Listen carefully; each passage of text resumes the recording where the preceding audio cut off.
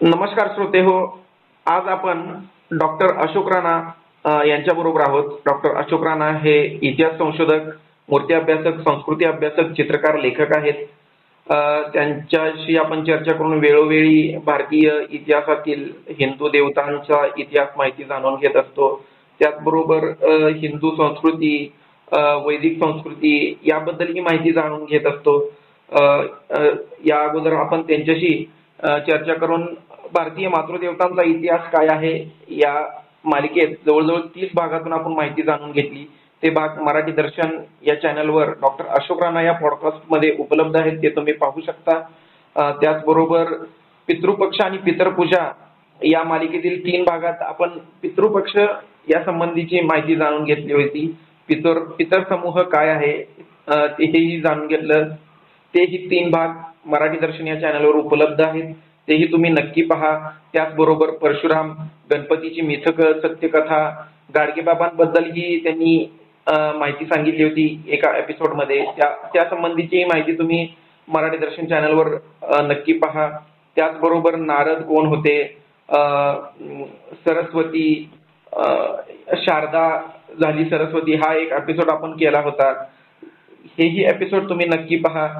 आज आपण पावसाच्या देवता या संबंधीची माहिती त्यांच्याकडून जाणून घेणार आहोत. तर सर आज आपल्या बरोबर आहेत. नमस्कार सर. नमस्कार. नमस्कार. हा सर, वेळोवेळी सण येत असतात, त्या संबंधीचा आपण थोडासा इतिहास शोधण्याचा प्रयत्न करतो. मिथक, त्यामागील सत्य काय होतं, त्याचबरोबर थोडे पुरावे जाणून घेतो आणि त्या संबंधीचा इतिहास जाणून घेतो. तुम्ही इतिहास संशोधक आहात, तर आता सध्या पावसाचे दिवस आहेत. तसे थोडे राहिले आता पावसाचे दिवस, दसरा दिवाळी येईल थोड्या दिवसांनी.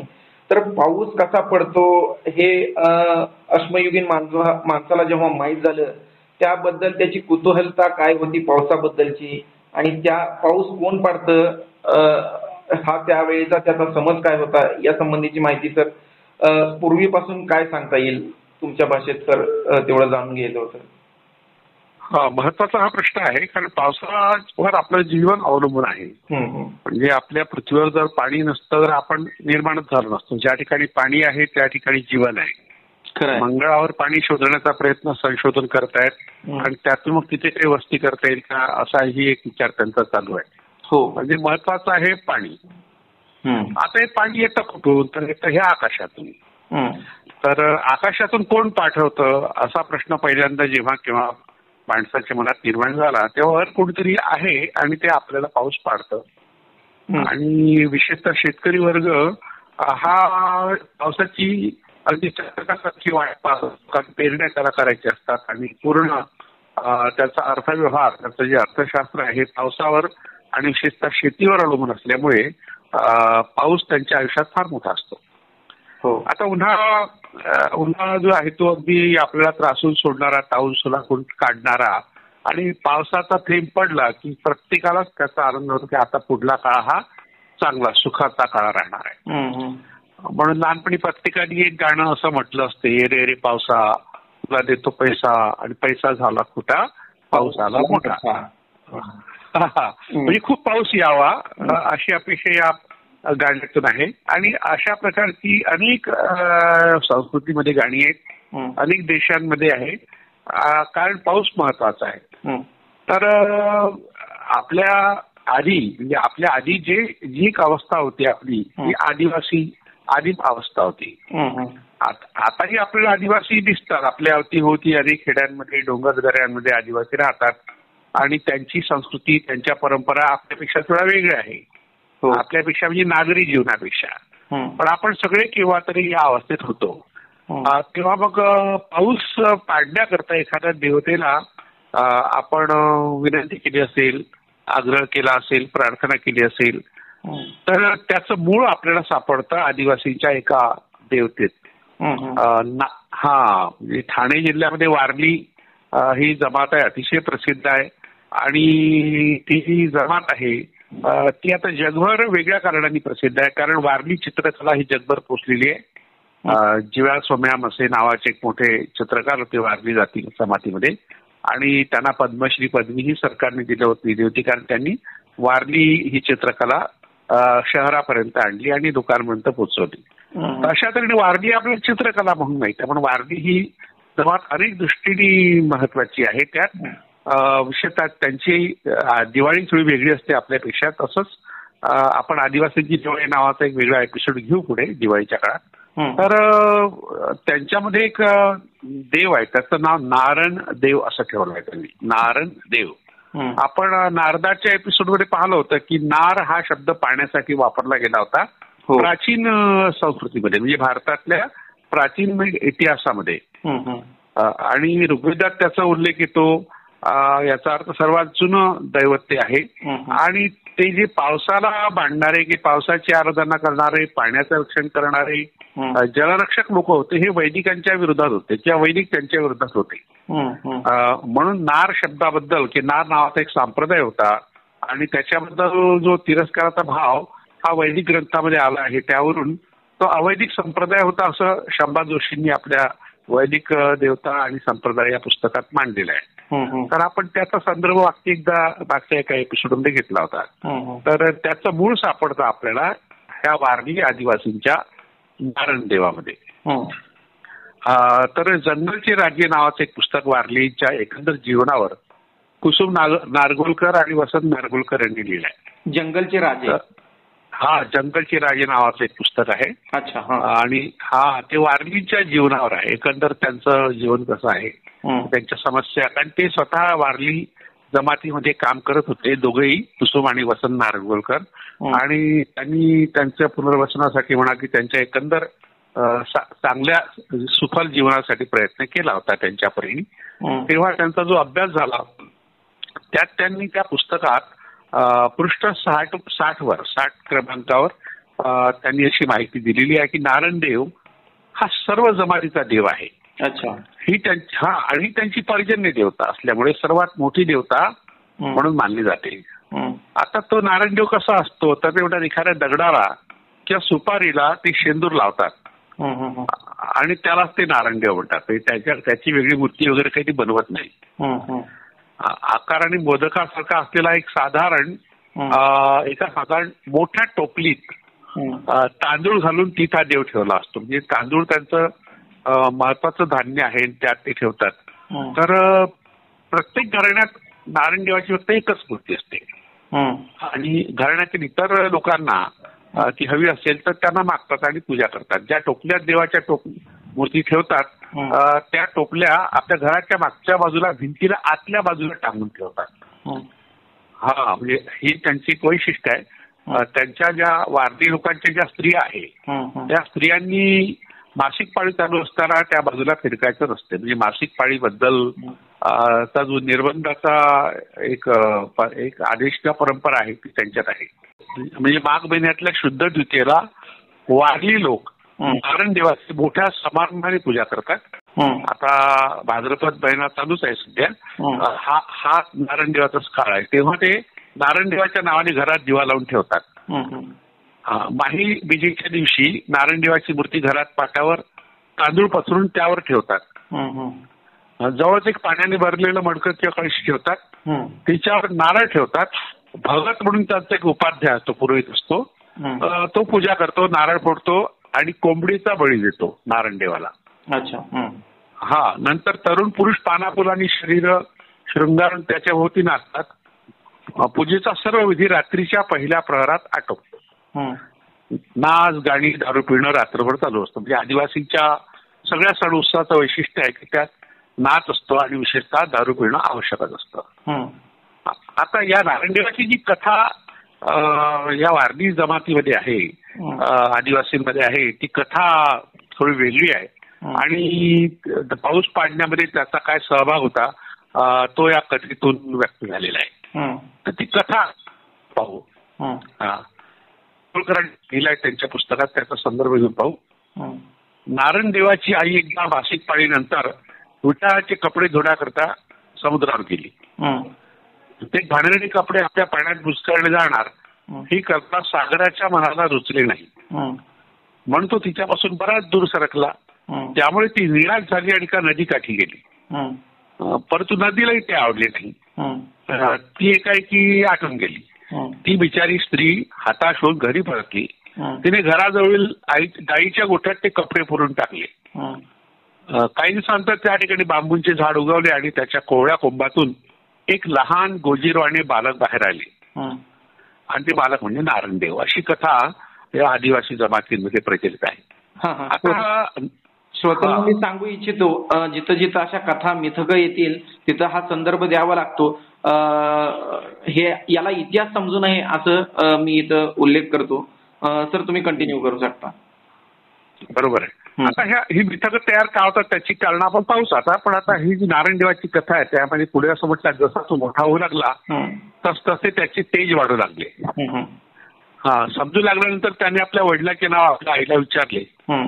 त्यावेळी दुःखीत अंतःकरणानं आईने त्याला त्याच्या जन्माची कहाणी सांगितली. ते ऐकून त्याला खूप वाईट वाटलं की आपल्या आईला संकटाच्या वेळी मदत न करता दूर पळणारा समुद्र आणि नदी यांचा त्याला खूप राग आला आणि त्याने त्यांचा सूड घेण्याचे ठरवले. त्यानं मेघराजाला आज्ञा दिली, तू मुळीच वर्षाव करू नको, म्हणजे पाऊस पाडूच नको. असं बराच काळ झाला, 24 वर्ष झाली, तब्बल 2 तप झाली आणि पाऊस पडला आणि त्यामुळे काय झालं, पावसाचा एकही थेंब नाही. अशी अवस्था किती भीषण असेल. सर्व माणसं पाण्याशिवाय हवालदिल होऊन मरू लागली. देवाची स्थिती अतिशय शोचनीय झाली. शेवटी ते नारायण देवाला शरण गेले. त्यांनी हात जोडून त्याची करुणा पाजली. तेव्हा त्याला त्यांची दया आली आणि त्याने मेघराजाला, आता इथे मेघराजा हा पाऊस पाडतो अशी समजूत या ठिकाणी आली आहे. तर त्याला विनंती केली किंवा अनुज्ञा दिली की चला आता पाऊस पडायला हरकत नाही. तर अशा शक्तिमान नारायणदेवाचा जन्म बांबूच्या झाडापासून झाला म्हणून वारली भगत बांबूचा सरपण म्हणून उपयोग करीत नाहीत. हे निषेधाज्ञ आहे की बांबू हे त्यांचं कुलचिन्ह असलं पाहिजे. आणि कुलचिन्हाच्या बाबतीत असे काही संकेत आहे की कुलचिन्ह पशु असेल किंवा पक्षी असेल किंवा झाड असेल किंवा फळ असतील तर विशिष्ट दिवशी त्यांची पूजा करायची आणि त्या दिवशी ते ग्रहण करायचे. म्हणजे एखाद्या जमातीचं कुलचिन्ह कोंबडा असेल तर त्या दिवशी कोंबडा खायचा, त्यावेळेस नाही खायचा. अशा प्रकारची निषेधाज्ञा त्याला टॅबू म्हणतात. तर कुलचिन्हाच्या बाबतीत हे टॅबूज म्हणजे या विषयावर खूप सुंदर पुस्तक आहे सिगमंड फ्राईडचं ऑटोमॅन टॅबू. त्याच्यामध्ये त्यांनी कुलचिन्ह आणि या निषेधाज्ञा याची कारणं सांगितलेली आहेत. तर इथे आपण असं पाहिलं की बांबूपासून नारायणदेवाचा जन्म झाला म्हणून बांबू सरपण म्हणून नाही वापरत, म्हणजे त्याला जाळत नाही. आता या कथेत विटाळाच्या कपड्यातून बांबूचं झाड उगवणं आणि नारायणदेवाचा जन्म होणं हे अनाकलनीय घटना असल्या तरी त्यातली रूपकात्मकता आपण समजून घेतलं. जसं तुम्ही लगेच सांगितलं की हा इतिहास नाही, असं काही घडत नाही ना. असं हे प्रतिकात्मकता आहे. ही काल्पनिक गोष्ट जरी असली तर त्यातून काहीतरी सांगायचं आहे. ज्यांनी कथा रचली असेल सुरुवातीला त्याला काही गोष्टी सांगायच्या आहेत. यात एक गोष्ट सांगायची आहे की नारायणदेवाची माता ही कुमारी आहे. आणि कुमारी मातेला झालेला मुलगा हा अनवरस मानला जातो. आपल्याकडे ज्या कुंतीच्या मुलांच्या कथा आहेत, विशेषतः कर्णाची कथा ही अनवरस बाळाची कथा आहे. तर म्हणजे जो प्रतिष्ठित समाज आहे, शिष्ट समाज आहे, त्याच्यामध्ये ही गोष्ट अनैतिक मानली जाते. पण आदिवासीमध्ये तसं काही मानलं जात नाही. खरं म्हणजे त्यांच्यामध्ये असे संबंध आधी येतात आणि नंतर मग त्याला मान्यता मिळते समाजाची. आणि आता काय झालं की शहराशी संबंध असल्यामुळे शिष्ट समाजाचे सगळे नियम तर त्यांच्या नैतिकतेच्या कल्पना आदिवासींच्याही कल्पनावर प्रभाव टाकणाऱ्या ठरल्या. तर ह्या नीती अनरीच्या कल्पना ह्या शिष्ट समाजातल्या आहेत. तर त्यातून त्यांनी नारायणदेवाच्या मातेचे विटाळाचे कपडे धुण्याचं मिथक तयार झालं. हे मिथक आहे. विटाळाला आपण अपवित्र मानतो, म्हणजे शिष्ट समाजात विटाळाला अपवित्र मानलं जातं म्हणून सागर आणि नदी हे नाकारतात ह्या विटाळाला. तर ती कथा त्यामुळे तयार झालेली आहे. मुळात ती कथा अशी असली पाहिजे. आता इथे आला आहे बांबूचा संबंध. त्यावर मग जे मिथकांचे अभ्यासक आहेत त्यातले डांगे, डॉक्टर डांगे हे मुंबई विद्यापीठात संस्कृत विभाग प्रमुख होते आणि फार मोठे विद्वान होऊन गेले ते. तर त्यांचा पुराकथांचा अर्थ नावाचा एक ग्रंथ आहे, छोटासा ग्रंथ आहे. त्यांनी बांबू आणि वीर्य यांच्या संबंधातले एक मिथक सांगितलंय.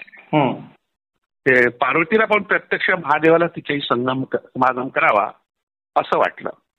तो तिच्या मागे धावला, पण उद्दीपन पराकोटीला गेले आणि त्याचे वीर्य जमिनीवर पडले. त्यापासून बांबूचे रान तयार झाले. त्याचे वीर्य प्रखर असल्यामुळे बांबूचे कांड दगडावर जोराने घासले, म्हणजे तेच वीर्य विस्तवाच्या रूपात प्रकट होते. अशी ही कथा आहे, एक बितक आहे. याचे वेगळे तपशील अनेक पुराणात आहे आणि हे शिवाशी संबंधित आहे. शिव हा लिंगदेव आहे प्रामुख्याने.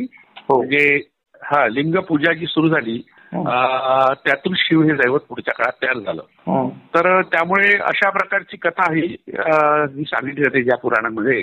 तर ती वीर्य आणि बांबू यांच्या संबंधातली कथा आहे. तर यामध्ये आता एक गोष्ट सांगितली आहे की ती कुमारी माता आहे, म्हणजे वडिलांची माहिती नाही. त्याचा अर्थ काय आहे, तर याचा अर्थ असा की मातृसत्ताक समाजात ज्या काही प्रथा परंपरा होत्या तर पित्याचं महत्व नव्हतं. म्हणजे आईचं महत्व असल्यामुळं पित्याचं नाव नारायणदेवाला माहीत नसतं हे स्वाभाविक आहे. आणि मग मातृपूजकांच्या विरोधात जो काही समाज पुढे ठाकला त्याच्याशी जो संघर्ष झाला नारायणदेवाचा, तो या कथेतून सांगितला आहे, नारायणदेवाच्या कथेतून. आता ही वारली जमातीमध्ये फक्त ही कथा आहे, इतर जमातीत ती फारशी आढळत नाही. पण आता आपण शंभा जोशीच्या संदर्भात एक गोष्ट सांगितली होती की हा नार संप्रदाय मूल निवासींचा संप्रदाय, आदिवासींचा संप्रदाय, वैदिक देवता आणि संप्रदाय या ग्रंथात आलेला आहे. नार आणि पाणी या लेखात तो संप्रदायाला त्याचा उहापोह यापूर्वी केला आहे. आता ती कथा इथे काही सांगायची गरज नाही. तर पुढे आपण जाऊ की शंभा जोशी आणखी पाणी हा नार या शब्दाचा अर्थ सांगतात. तो सुद्धा आपल्याला माहित नाही, पण महाभारतात आहे तो अर्थ. मनुस्मृतीमध्ये तो अर्थ आहे. अनेक ठिकाणी तो अर्थ आहे, पण तो प्रचलित नाही. नारद या प्रकरणात आपण पाहिलं होतं. आणि तो ऋग्वेदा इतकाच प्राचीन आहे की ऋग्वेद पूर्व आहे असंही शंभा जोशींनी सांगितलं आहे. कारण त्यात नारायण नावाचा ऋषी हा तपश्चर्या करतो, त्याला इंद्र विरोध करतो. इंद्र ज्या ज्यांना लोकांना विरोध करतो ते आर्यपूर्व लोक आहेत. तर अशा तऱ्हेने नार या शब्दाचा अर्थ पाहताना आपण ही कथा पाहिली होती. तर यावर मग अभ्यासकांनी आपापल्या परीने चिंतन संशोधन मान्य केलंय, आपलं मांडलेलं आहे. आता हे यांचा जो लेख आहे खूप आधी 1957च्या ऑक्टोबर महिन्यातल्या सत्यकथा एक मासिक होतं, पुढे आता बंद झालं ते आपल्या चित्रलेखासारखंच. पण ते सत्यकथा हे साहित्याच्या संबंधित होतं, कविता कथा आणि काही ठिकाणी संशोधन. त्यात हा निबंध शंभा जोशींचा प्रकाशित झाला, मराठी नार नावाचा. तर हा संप्रदाय वैदिक परंपरेचा नाही अभ्यासकांनी सांगितलाय. अनेकांनी पंचरात्र हा जो संप्रदाय होता विष्णूचा, नारायणी संप्रदाय विष्णूचा म्हणून पुढे मानला गेला. पंचरात्र हा स्वतंत्र संप्रदाय आहे आणि विष्णूशी तो नंतर जोडला गेला. तर राधाकृष्णन वगैरे जे मोठमोठे अभ्यासक आहेत त्यांनी हा आर्येतर जनांचा संप्रदाय होता असं म्हटलंय. तर यावर मग भारतीय तत्वज्ञानाच्या इतिहासात नारायण संप्रदाय, पंचरात्रागम यावरचे अनेक संदर्भ अभ्यासकांनी दिलेले आहेत. तर याचा अर्थ हा नारायणदेव जो आहे तो सगळ्यात प्राचीन असला पाहिजे आणि त्याच्याबद्दलची तिरस्काराची भावना नंतरच्या काळात लोकांच्या मनात निर्माण झाली आणि हा जलरक्षकांचा संप्रदाय असला पाहिजे. तर अशा तऱ्हेने अतिशय प्राचीन समाजामध्ये, विशेषतः भारतातल्या प्राचीन संस्कृतीमध्ये नारायणदेव हा पावसाचा देव आहे असं म्हटलं असावं. आणि आता ती आठवण फक्त आदिवासींमध्ये, प्रामुख्याने वारली आदिवासीमध्ये शिल्लक आहे. आणि बाकी आता जो शिष्ट समाज किंवा नागर समाज किंवा वैदिक संस्कृतीचा प्रभाव असलेला समाज, आपण ज्या समाजात वावरतो तो समाज असा आहे. तर त्याच्यामध्ये पावसाच्या देवतेला म्हणजे वरुणाला विनंती केली जाते आणि वरुण आकाशातून पाऊस पाडतो आणि मग त्याच्या वरुण देवतेची उपासना करण्याची प्रथा आपल्याकडे आहे. आपण गीतेतल्या एका श्लोकाचा उल्लेख मागे केला होता की गीता असं म्हणते की बा यज्ञाने पाऊस पडतो. तो जो श्लोक आहे, अन्नात भवती भूतानी पर्जन्यादन्न संभव, हा यज्ञात भवती पर्जन्य यज्ञ कर्म समुद्भव. सर्व प्राण्यांची शरीर अन्नधान्यावर जगतात, अन्नधान्य पावसापासून निर्माण होतात, पाऊस यज्ञापासून होतो. म्हणजे यज्ञाचं महत्व सांगण्याकरता वैदिकांनी वरुणालाही मागे टाकलं आणि मग यज्ञाने पाऊस पडतो अशी समजूत रूढ केली. तर यावर सुद्धा खूप अभ्यासकांनी आपापल्या परीने खूप संशोधन केलंय. विशेषतः कामरेश शरद पाटील हे नाव मोठं आहे या क्षेत्रातलं आणि त्यांनी असं म्हटलंय की हा जो वरुण होता हा असुर राजर्षी होता, असा नवीन शब्द त्यांनी वापरला.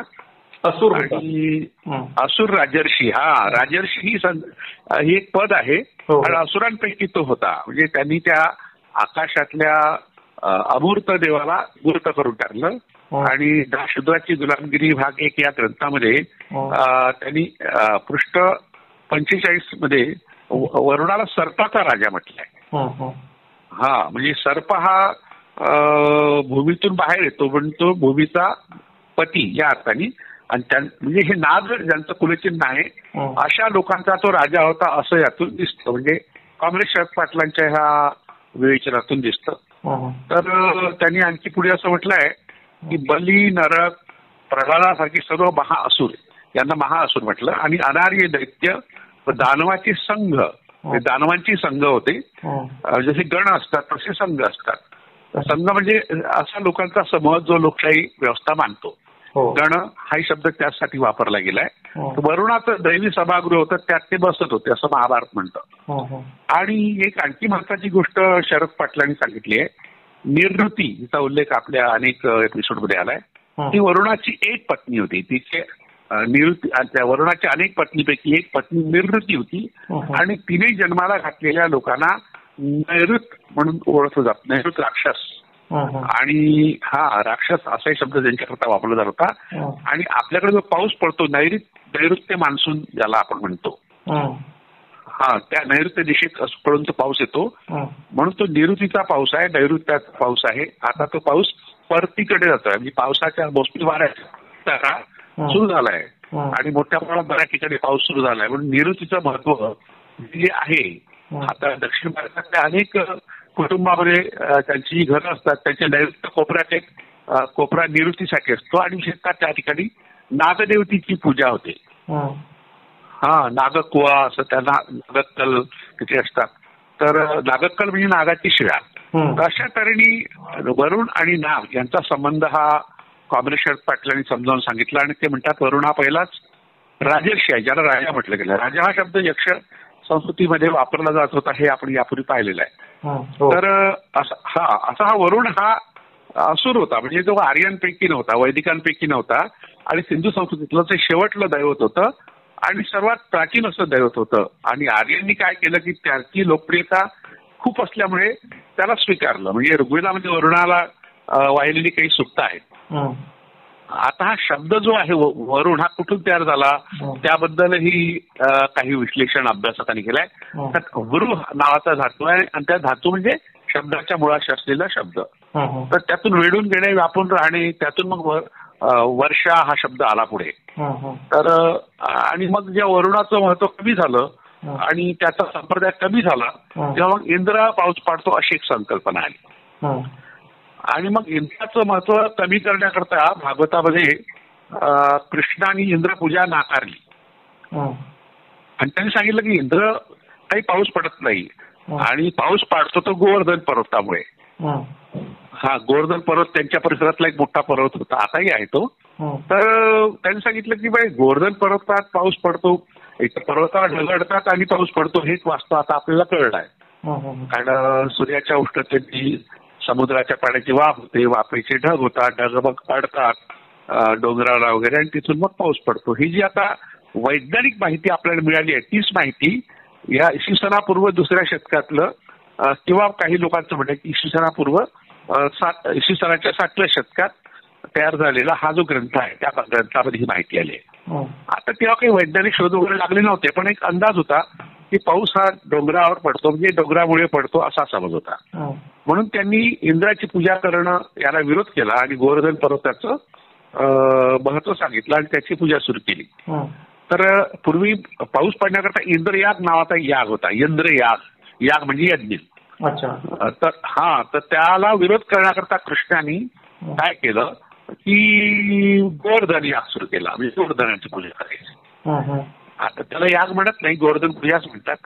तर तारा भावकर एक फार मोठ्या विदुषी आहेत अशा म्हटल्या दैवतांच्या कथा, लोक परंपरा यावर त्यांचं फार मोठं अभ्यास आहे, चिंतन आहे. त्यांनी लोकसंचित या ग्रंथामध्ये याविषयी थोडीशी माहिती दिली आहे. ते असं म्हणतात वैदिकांच्या यज्ञयागादी कर्मकांडानुसार सतत कोणत्या ना कोणते यज्ञ होतच असत. इंद्रयाग नावाचा यज्ञ पर्जन्य देवतेच्या तुष्टीसाठी होईल. पर्जन्य देवता नावाची देवता मानली, मग ती देवता कोण आहे? ती इंद्र आहे असं मानलं. आणि मग ती वेदातली जी प्रमुख देवता आहे ती पर्जन्य देवता आहे असं वैदिकांनी पसरवलं. तर हे यज्ञ जे आहे ते अग्नीला हवी अर्पण करा. हवी म्हणजे अग्नीत टाकणारे जे पदार्थ आहे टाकायचे त्याला हवी म्हणतात. त्याला हविषान्न असे म्हणतात.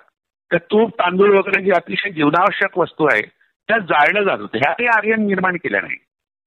तर त्यांना जाळण्याचं काही वैषम्य वाटलं नाही, कारण त्यांनी काही कष्ट केले नाही, शेती केली नाही. शेती करण्याकरता जे मेहनत करावं लागते, सातत्याने निगा राखावं लागते जमिनीची, मशागत करावं लागते, ते काही त्यांनी केलं नाही. म्हणून या यज्ञाला विरोध जैनांनी केला, बौद्धांनी केला, लोकायतिकांनी केला, वारकरी संतांनी सुद्धा अलीकडे केला आणि नामदेवांनी सुद्धा याला विरोध केला आहे. म्हणजे नामदेवापर्यंत ही गोष्ट आलेली आहे. यज्ञ मध्ये काही पडलेलं नाही. करण्याकरता आपल्याला गोळ पर्वत पाहिजे पाहिजे म्हणून त्याची पूजा करावी. तर अशा तऱ्हेने म्हणजे इंद्र विरुद्ध कृष्ण असा संघर्ष आपल्याला हा भागवतामध्ये दिसतो. तर यातून पुन्हा मग काय प्रस्थापित झालं? इंद्र काही पाऊस पडत नाही अशा प्रकारचा एक संस्कार लोकांवर करण्याकरता ही कथा तयार करण्यात आली. आता एक जो नामदेवानी एक गोष्ट सांगितली आहे तर त्यात कृष्णाला घाबरून इंद्र म्हणतो की क्षमा करी आता अच्युता अनंता आगा कृष्णनाथा दीनबंधू. आणि तो पुढे कृष्णाने गोष्ट सांगितली, तुझा मोडी लाव्या यज्ञ ऐक त्याचे कारण न करी रे स्मरण सुखारूढ तुझे म्हणा. तू सुखावर आरूढ झाला आहे आणि त्यामुळे तुला विरोध करण्याकरता मी हा तुझा यज्ञ मोडला. तर मग कथा अशी तयार झाली पुढे केंद्र आणि कृष्णाची पूजा केली. कृष्णाचं महत्व सांगण्याकरता अशा तऱ्हेने मग नामदेव किंवा इतर संतांनी या सगळ्या अशा प्रकारचे अभंग रचले. म्हणजे वारकरी संप्रदायामध्ये अशा तऱ्हेने कृष्णाविरुद्ध यज्ञ ही कथा आलेली आहे. आणि बऱ्याचशा खेड्यापाड्यात पहा, बरेचदा पाऊस जर पडायला उशीर झाला तर लोक बेडूक जे असतात 2-3 बेडूक एक काठीला टांगतात. आणि मग त्या काठीला कडुलिंबाची पानं बांधतात आणि त्याच्यावर पाणी टाकत राहतात. म्हणजे बेडूक ओरडला की पाऊस पडतो अशी जी एक कल्पना आहे. म्हणून बेडकाला ओरडायला लावायचा, उगीच त्रास द्यायचा आणि मग बेडूक राणी पाणी दे किंवा धोंडी धोंडी पाणी दे, धोंडी काढणे म्हणतात त्याला. धोंडी काढणे असा एक शब्द प्रयोग आहे या विधीला.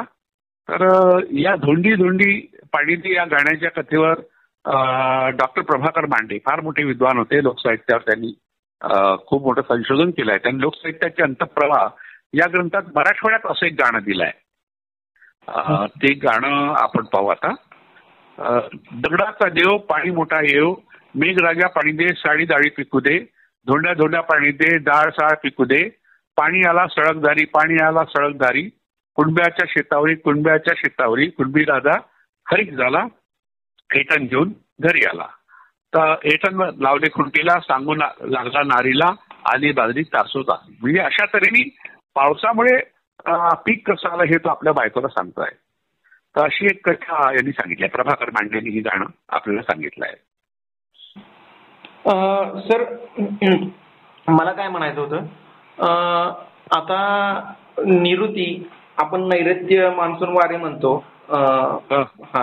ते निवृत्ती मातृदेवतेची पूजा करतो. बहुजन समाजातील मातृदेवता आहे नैऋत्य. बाकीच्या ज्या इतर दिशा आहेत, पूर्व पश्चिम उत्तर दक्षिण जाऊ द्या, पण आग्नेय वायव्य ईशान्य यात बाकीच्या 3 दिशाबद्दल काही इतिहास आहे का सर? नाही, काय होतं की प्रत्येक दिशेला इतिहास आहेच. वायव्य हा जो शब्द आला आहे तो वायूची दिशा. म्हणजे हे कसं या आपण 4 दिशा प्रमुख मानतो आणि उपदिशा आहेत आणखी 4. म्हणजे पूर्व पश्चिम उत्तर दक्षिण ह्या मुख्य दिशा, पण आग्नेय वायव्य ईशान्य नैऋत्य या उपदिशा आहेत. ते 8 दिशांचे जे पालक आहेत, म्हणजे आपण यापूर्वी दिक्पाल हा शब्द मागच्या एपिसोडमध्ये पाहिला होता. दिक्पाल दिशांचे पालन करणारे, रक्षण करणारे. शेतीचं रक्षण करणारा क्षेत्रपाळ असतो, तर दिशांचे रक्षण करणारे दिक्पाळ. तर असे हे 8 आहेत, त्याला अष्टदिक्पाळ म्हणतात. तर वायव्य हा शब्द जो निर्माण झाला तर वायू त्या दिशेचं पालन करतो. वायू पासून वायव्य झाला. आणि ईशान म्हणजे शिव. ईशान शब्दाचा अर्थ असा शिव होतो. तर शिवाची दिशा ती ईशान्य दिशा. हा आणि मग निवृत्तीची दिशा ती नैऋत्य दिशा आणि अग्नी हे जे दैवत आहे आर्यांचं मुख्य दैवत आहे तर अग्नीची दिशा म्हणजे आग्नेय. हा म्हणजे असं त्या दिशांना ही नावं दिली आणि त्या दिशांचे हे रक्षक आहेत अशी संकल्पना मांडली. म्हणजे त्या दैवतांचं जे स्थान आधी फार महत्वाचं होतं त्यांना हे दुय्यम स्थान दिलं म्हणजे त्यांना वॉचमन करून टाकलं आपण. त्या दिशेला म्हणून त्या दिशेला तेच नाव असं बस. हा ही नावं त्यामुळेच पडली. हा मुळात ही नावं या दैवतांमुळे पडली आणि त्याचा इतिहास सुद्धा आहे. प्रत्येक दिशेचा वेगवेगळा इतिहास सुद्धा आहे. तर ते तुम्ही बेडूक या प्राण्याचा उल्लेख केला. ते बेडकाला उलट टांगतात वगैरे धोंडी धोंडी पाणी दे असं गाणं म्हटलं जातं. हा बेडूक मला वाटतं म्हणजे पाण्याचा साठा असेल ना तिथं पहिल्यांदा म्हणजे आता त्या पाण्यामध्ये वेगळे अनेक जलचर प्राणी जीवसृष्टी तयार होते. पहिल्यांदा सजीव पाण्यातच निर्माण झाला आणि हा बेडूक पण पहिल्यांदा निर्माण झाल्यासारखं कारण तो डोळ्याला सदृश्य असतो. बाकी सूक्ष्म जे असतात ते दिसत नाहीत पण पहिल्यांदा डोळ्याला दिसण्यासारखा जो तयार होतो तो बेडूक असतो. या संबंधीचं मला वाटतंय ते काहीतरी लिंक असावं त्याची. आणि बेडूक आणि ब्राह्मण असं काहीतरी लिंकिंग आहे ते डांगे विद्वानांनी. बरोबर आहे. बेडूक जो दिसतो तो पावसाळ्यात बेडूक काय करतो की हा जेव्हा उष्णतामान वाढलं असतं पृथ्वीचं जेव्हा तो जमिनीच्या आत गडप होतो सुप्त अवस्थेत त्याला समाधी अवस्था म्हणतात आणि त्याच्या आधी त्यांनी जे खाल्लं असतं तेच त्याला काही काळ पुरतं. म्हणजे जे पावसाळ्या याच्या आधीचे 2 महिने जे उन्हाळ्याचे आहेत त्या काळात तो जमिनीच्या आत राहतो आणि जेव्हा पाऊस आला की तो जमिनीतून बाहेर येतो. तर त्यामुळे अनेकांचा समज आहे की पाण्यातून तो बाहेर येतो आणि मग जो ओरडतो त्याला आरटण म्हणतात ओरडण्याला त्याच्या. तर त्या आरटण तो कशासाठी करतो तो तेव्हा माझावर आला असतो खरवटल्याविषयी त्याला माझीशी संभोग करायचा असतो त्याला म्हणून तिला आकर्षित करून घेण्याकरता तो वेगळ्या प्रकारचे आवाज काढतो आणि आवाजही काढतो आणि रंगही बदलतो. काही बेडूक रंग बदलतात काही बेडूक वेगळ्या रंगाचे असतात. म्हणजे मादीला आकर्षित करून घेणे हा त्याचा मुख्य हेतू असतो. पण हे माणसाला काही माहित नाही त्याची भाषा.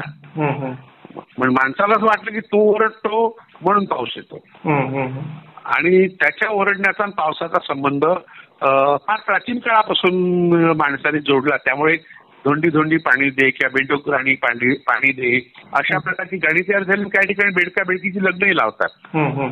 हा तर सरडांगेचा तुम्ही जो उल्लेख केलाय तो महत्वाचा यासाठी आहे आणि त्यांनी वैदिक संस्कृतीचा जरा सखोल अभ्यास केलाय. त्यांचं एक अश्वत्थाची पानं नावाचं एक पुस्तक आहे. अश्वत्थाची पाने आणि त्यात त्यांनी 82 पृष्ठ क्रमांकावर या सगळ्या गोष्टी ज्या आज प्रचलित आहेत त्या वैदिक साहित्यात कशा रूढ झालेल्या आहेत त्याती कशा त्या दाखवल्या गेल्या आहेत त्यावर त्यांनी संदर्भ बरेच दिलेले आहेत. त्यांनी मग जलवृष्टी करणारे बेडूक म्हणून ऋग्वेदात उल्लेख आहेत असं ते म्हणतात आणि बेडकांना त्यांनी ब्राह्मण म्हटलं आहे. आता ही गोष्ट थोडीशी मजेदार आहे कारण ब्राह्मण हा शब्द जो आहे तो ब्रह्मपासून तयार झाला आणि ब्रह्म या शब्दाचा पाणी असाही अर्थ होतो.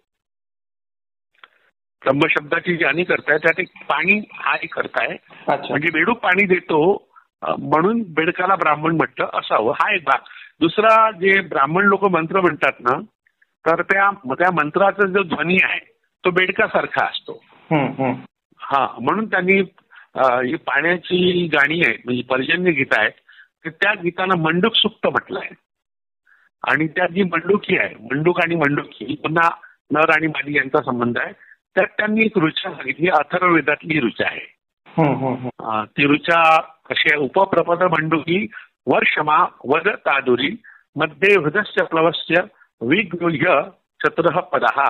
हे मंडुकी जवळ मोठ्याने आवाज कर वृष्टीकर हे तादुरी तिला उद्देश म्हटलंय. नुसती बोलू नकोस आपले 4ही पाय फकाडून डबक्यात उडी मार.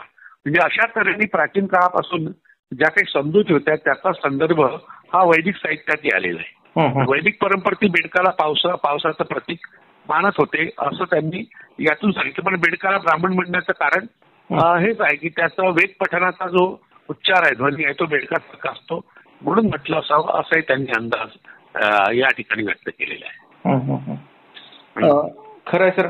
तुम्ही आदी मानवांचा नारायणदेव या संबंधीची ही माहिती दिली. आदिवासींचा नारायणदेव, नारायण, नारद झाला आणि असुरांच्या वरुण राजाची जागा इंद्राने घेतली असं सांगितलं.